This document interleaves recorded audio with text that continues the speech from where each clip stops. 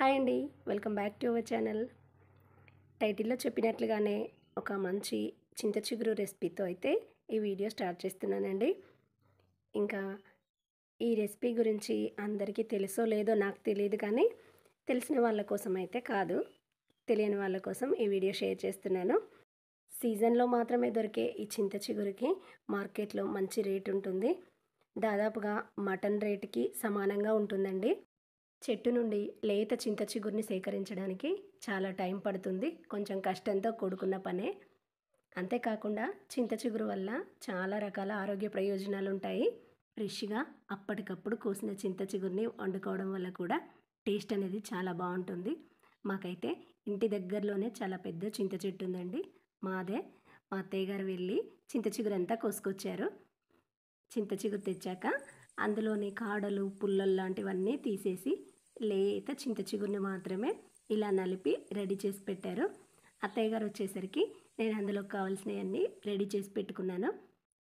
ఓ 10 పచ్చిమిరపకాయలని చిన్నగా కట్ చేసి పెట్టుకున్నాను. అలాగే 3 మీడియం సైజు ఉల్లిపాయలని కూడా ఇలా సన్నగా చాప్ చేసి పెట్టుకోవాలి. తర్వాత స్టవ్ పైన కడాయి పెట్టుకొని 3 టేబుల్ స్పూన్ వరకు ఆయిల్ వేసుకున్నాను. ఆయిల్ కాస్త వేడయ్యాక తాలింపు గింజలు వేస్తున్నాను. పావు టీ స్పూన్ ఆవాలు, పావు టీ స్పూన్ జీలకర్ర, ఒక 2 ఎండుమిర్చిని మధ్యలోకి తుంచి వేస్తున్నాను. ఇవి కాస్త ఫ్రై అయ్యాక ఇందులోకి పచ్చిమిరపకాయ ముక్కల్ని కూడా యాడ్ చేసుకొని కొంచెం ఫ్రై చేసుకోవాలి. ఇంకా చింత చిగురులో మీకు ఎన్ని రకాల ఐటమ్స్ తెలుసు అనేది కింద కామెంట్ సెక్షన్లో చెప్పండి. నాకైతే చింత చిగురు పచ్చడి, చింత చిగురు ఫ్రైడ్ రైస్, చింత చిగురు పప్పు, చింత చిగురు ఆనియన్ ఫ్రై అండ్ చింత చిగురు రొయ్యలు, చింత చిగురు ఎగ్ కూడా తెలుసండి. సో మీకు వీటన్నిటిలో ఎన్ని తెలుసు అనేది కామెంట్లో చెప్పండి. అలాగే పచ్చిమిర్చి ఫ్రై అయ్యాక ఇందులోకి కొంచెం కరివేపాకు కూడా యాడ్ చేసుకున్నాను. ఆ తర్వాత ఉల్లిపాయ ముక్కల్ని వేసుకొని లో ఫ్లేమ్లో కాసేపు ఉల్లిపాయల్లోని వాటర్ ఒక 10% తగ్గేంత వరకు ఫ్రై చేసుకున్నాక నెక్స్ట్ ఇందులోకి హాఫ్ టీ స్పూన్ అల్లం వెల్లుల్లి పేస్ట్ను కూడా యాడ్ చేసుకొని కలుపుతున్నాను. అల్లం వెల్లుల్లి కాస్త పచ్చివాసన పోయిన తర్వాత పావు టీ స్పూన్ పసుపు వేసుకొని చక్కగా కలిపేసుకొని ఉల్లిపాయ ముక్కలపై నుంచి రుచికి సరిపడినంత సాల్ట్ వేసుకుంటే ఉల్లిపాయ ముక్కలు అనేవి త్వరగా మగ్గుతాయి. ఇప్పుడు పైనుంచి మూత పెట్టేసి ఒక 3 to 5 మినిట్స్ వరకు లో ఫ్లేమ్లో కుక్ చేసుకుందాం. 5 మినిట్స్ తర్వాత ఉల్లిపాయ ముక్కల నుంచి ఇలా ఆయిల్ పైకి తేలుతున్నప్పుడు ఇందులోకి ఇప్పుడు చింత చిగురుని యాడ్ చేసుకోవాలి. చింత చిగురు చాలా లేతగా ఉండడం వల్ల చూసారా ఆకు పింకిష్గా కనిపిస్తుంది.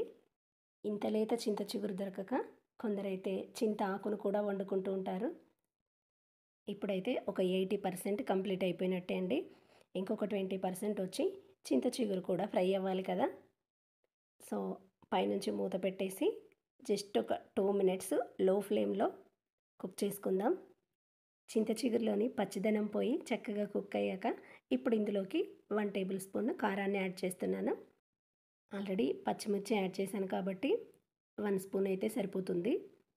ఉల్లిపాయల్లోని తీయదనం చింత చిగురులోని పులుపుకి కారం పట్టే విధంగా అంత చక్కగా కలుపుకొని జస్ట్ ఒక 10 సెకండ్స్ కారం కుక్ అయిన తర్వాత హాఫ్ టీ స్పూన్ వేయించిన ధనియా పౌడర్ వేసుకొని స్టవ్ ఆఫ్ చేసేసి కొత్తిమీరతో గార్నిష్ చేస్తున్నాను. వేడి వేడి అన్నంలోకి చింత చిగురు ఆనియన్ ఫ్రై కలుపుకొని తింటే చాలా బాగుంటుంది.